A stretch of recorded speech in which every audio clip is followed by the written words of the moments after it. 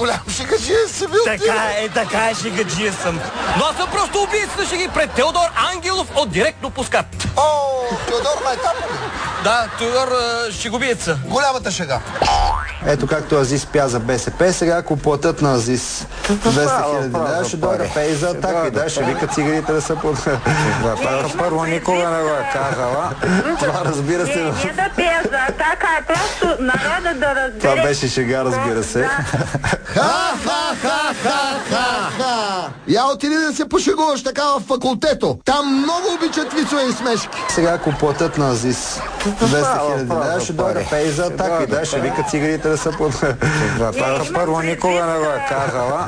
Това разбира се... Не да пея за атака, а просто народа да разбере. Това беше шега, разбира се. А сега да покараме малко ски, БНТ 1, световна купа по ски, алпийски дисциплини. Веднага след него Патрик Кербин. Знаете, Патрик Кербин е роднина на Орел, от когото е взето перо, за да бъде написана Библията. Да не е онзи Патрик, дето карал водни ски, вързан за Ноевия ковчег. Същият! Знаете, Патрик Кербин е роднина на Орел, от когото е взето перо, за да бъде написана Библията.